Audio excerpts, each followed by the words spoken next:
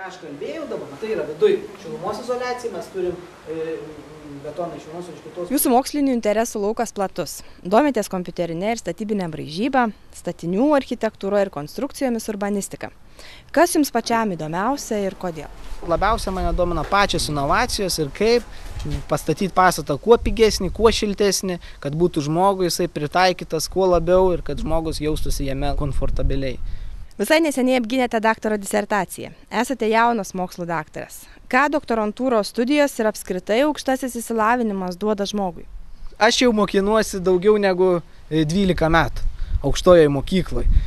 Tai girtis nenorėčiau, kokius mokslus esu baigęs, bet mokslas visų pirma duoda daug žinių. Žinios padeda, aišku, įsidarbinti, bet čia yra tokia kaip konfrontacija tarp darbuotojų ir tarp darbdavių ir tarp universiteto, tarp aukštojo mokslo. Darbdaviai dažniausiai sako, kad jiems tie specialistai kaip ir mažai būna paruošti, nors patys nerekomenduoja, patys specializuojasi labai siauroj tokioj sferoj. Tai manyčiau, kad pagrindinis dalykas, tai studentai baigę bet kokią aukštąjį mokslą, jie sugeba susirasti informaciją ir žino, kokiais reikalavimais ar reglamentais jiem reiktų vadovautis atliekant tam tikrus darbus. Esame statybų aikštelėje. Trumpai pristatykite, ką čia matome. Aš dirbu ne tik universitete, dirbu ir vienoj įmonėje, esu jos įkūrėjas. Mūsų įmonės spektras yra labai platus. Mes užsiemam ne tik tais projektavimu, ne tik energinio naudingumo sertifikavimu, konstrukcijų skaičiavimu, mes užsiemame ir techninę priežiūrą. Tai mes esame viename iš mūsų prižiūrėtų objektų, statyba, čia yra Šiaulių mieste, statyba vykdoma, šitas namas gyvenamas. Ir jis pastatytas yra iš, sakykime, šiuo laiku prabangių ir gerų medžiagų. Sienom panaudotos yra klinkerinės plytos, stogas iš keraminių čerpių, sienos apšiltintos pakankamai daug, tai virš 20 cm apšiltinta neoporu. Tikėtina, mažiausia energinio naudingumo klasė šitam namui turėtų būti B. Ir mes turėtumėm su tiek apšiltinimo medžiagų ją pasiekti nesunkiai. Nuo lapkričio mėnesio mes tokio pastato jau statyti nebegalėsime. Tai reiškia, mes turėsime statyti pastatą, kuris bus apšiltintas 35-40 cm, sienos turės būti tokios apšiltintos. Tai praktiškai atsiranda tokių daug klausimų, pradedant nuo pamatų.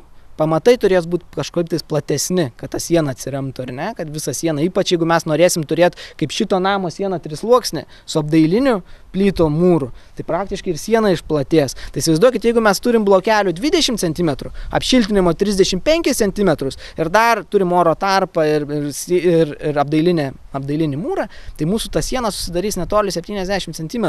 Tai ir pamatai automatiškai pasikeičia. Tai reiškia, mes turim visokių įdėtinių detalių, atsiras problemų ir su šilumos izoliacijos tvirtinimu, ir su kitais dalykais. Tai reiškia, ta statybos inžinerija ir statyba pati nebėra tokia pat, kuri buvo anksčiau. Reiškia, mes turėsim prisitaikyti prie naujovių, prie naujų reikalavimų ir išmokti operuoti su nauja medžiaga ir su naujom technologijom. Ar Šiaulių universiteto statybų inžinerijos studijų programos studentai randa vietą statybų sektoriuje? Problemų su įsidarbinimu, baigusiam Šiaulių universiteto statybos inžinerijos studijas, nėra. Praktiškai visi studentai susiranda darbą, jau 3-4 kurse turi darbus. Dažniausiai darbdaviai kreipiasi į aukštąją mokyklą, ieškodami komandai papildyti naujų narių. Baigę statybos inžinerijos studijas, studentai gali dirbti labai įvairius darbus. Jeigu kalbam, tai jie gali būti ir techniniai prižiūrėtojai, ir statybos vadovai, projekto vadovai, statybos, aišku, projektavimo įmonėse, projektuotojai, įvairių dalių projektuotojai. Tai yra tokios dalis kaip statybos organizavimo dalis, samatininkais gali dirbti. Taip pat gali dirbti ir energinio naudingumo sertifikavimo ekspertais. Turėjo būti viena erdvė ir boilerio skaldykla turėjo būti visai kitaip. Aš kaip tik raginčiau merginas rinkti šitą specialybę, kad ir mūsų įmonėje dirba netgi 3 merginos, 3 vaikinai. Tai yra lygios teisės, lygios galimybės ir tos merginos yra labai pageidavimas statybos sektorėje. Žinot, dažniausiai merginos būna ir kruopštesnės, ir darbštesnės. Tai rekomenduočiau aš merginom rinkti specialybę, ypač kaip yra tokių darbų prie kompiuterio, ar ne, ir samatininko specialybė, ir inžinieriaus konstruktoriaus specialybė. Tai kviečiu visas merginas pradėti studijas Šiaulių universitete, statybos inžineriją. Mes jūsų laukiam, dėstytojai jūsų laukia, manau ir kiti studentai jūsų laukia.